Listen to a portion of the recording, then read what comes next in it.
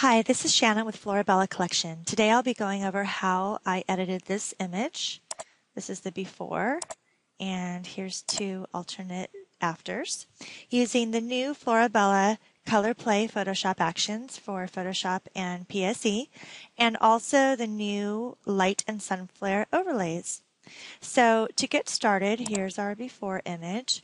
We're going to use the Colorplay actions, and we're going to start with clean base. This is a great set. There's several bases to choose from, and then all of your artistic options, including hazes, tints, tones, gradients, and different effects. Plus, there are several different special tools. It's a rather large but very versatile set. So here we have the clean base over the image.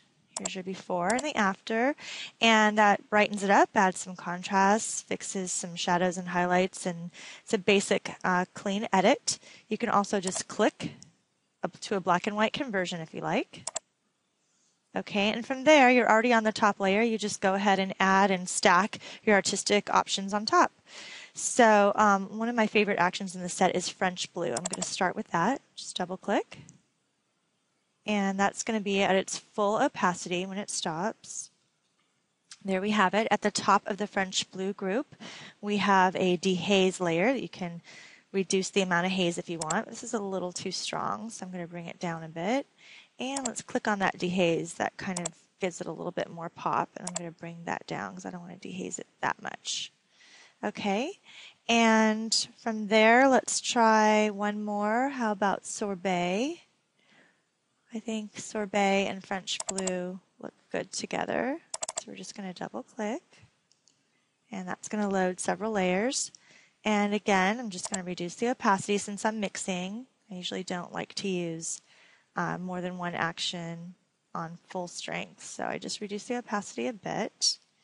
I can go into the layers. I can increase the vignette if I want. It's a warm vignette, and I think it will do that just to accentuate the trees.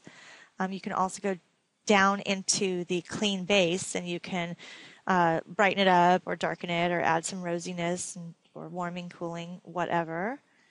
And from here, I think I like the way that looks. Maybe dehaze it just a little bit more. And what I'm going to do is just flatten. And for your convenience, there's a flatten action here. Just double click that. Now, I made this set with a lot of my favorite brushes included as a bonus, so that I don't always have to go to my retouch set or to my classic set to do a complete edit. I can pretty much do everything within this set if this is the set I'm using. So one of the things I add to almost all of my photos is the blush brush. It's one of my favorite tools. I'm going to go ahead and run it twice. And I'm going to zoom in here using Control or Command and the plus sign. And I'm just going to make sure I'm on my black layer mask, grab my paintbrush. It's already set to white. All that's set by default for you in the action. I'm going to paint with a low opacity, maybe about 62, the soft white brush. I'm just going to add some blush to her cheeks. This side, maybe a little bit lower opacity here. That looks good.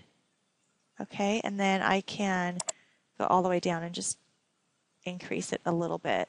I go down to the first one I ran, and I'm going to add some blush to her lips and increase the opacity. I oftentimes like to paint at a high opacity just so I can tell where I'm painting, and then I decrease the layer. Okay, and increase my layer opacity to here. Her lashes are already very dark, so I'm not going to do anything there, but I often use this detail brush here, just quickly over lashes. It kind of gives a mascara effect. There's also a color brush that you can use that you can brush on extra color. You can add some artistic blur, brush on blur. There's a color depth that you can run that will deepen your colors. There's a matte toner for more of a matte finish. We'll be going over all of these tools in subsequent tutorials, but for now, I'm just going to flatten again because I like that, and I'm going to use my light overlays. So these are super easy. They're not actions. They don't get installed. What you do is you go to File, Place, and you navigate. I'm already here at my light overlays, but you navigate to where you have the folder of your light overlays. The set comes with lots of choices. for my first edit, I'm going to be using one of these popular rainbow halo sunflower overlays.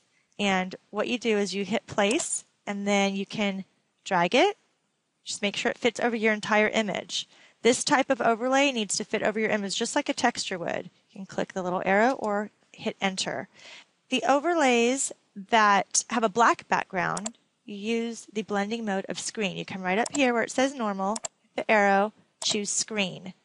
And all of the black will disappear, leaving you with your sunflare, your halo, and your rainbow.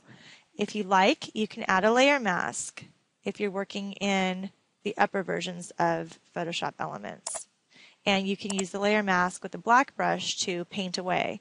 But in this case, I'm just going to decrease my opacity. I just want it to be subtle. And I like that the way that is. Now let's try a different overlay. Whenever you add new actions or overlays, you need to make sure the eyeball is checked and the layer is visible. So I'm just going to bring that down to 0, File, Place, and I'm going to choose a different one. This time I'm going to choose one of my favorite sunbursts. Now with this one, I'm just going to move it up here where I want it, click Enter, and again change it to screen. And it makes it look like the sun is just coming right through the trees there. You can also resize it, make it larger,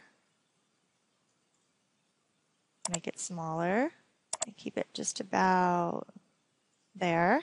Hit enter, and again I'm going to decrease my opacity because I want it to look more natural. And there you have it. And just since I'm going over the overlays, I might as well show you the other type of overlay, and that's the overlay with the gray background. The overlays with the gray background, this is one of my favorites, number 22. These require a different blending mode. These usually I prefer on hard light. Again, that's a little bit too strong. So you can move this around anywhere you want it. And this is a really warm, sunny glow. It looks really pretty behind trees. Keep it just like that. It's before and after. Really, it's amazing if you can capture sunflare, all the different types of sunflare naturally with your camera, but the conditions have to be so perfect and so right. A lot of times you can't, and you want to add a little bit something extra artistically to your image. So that's where these overlays come in handy. So on this set, the new Florabella Colorplay Photoshop actions and the Light and Sunflare overlays are available at florabellacollection.com. And they are available for Photoshop and Photoshop Elements 6 and above. Thanks for listening.